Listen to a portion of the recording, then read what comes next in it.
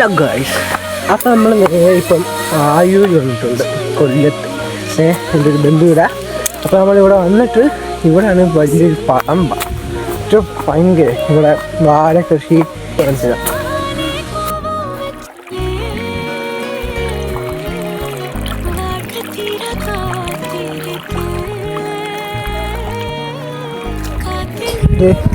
നേരത്തെ ഇതുവഴി കൂടെയൊക്കെ വെള്ളം പോയിക്കൊണ്ടിരുന്ന, ഇപ്പം വഴണ്ടിരിക്കുക.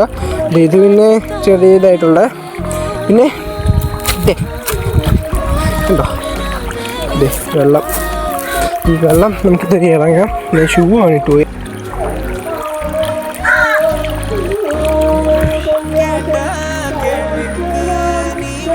അടിപൊളിയാണിത്. നമുക്കെന്തായാലും ഒന്ന് അങ്ങോട്ടേക്കൊന്ന് പോയി നോക്കാം.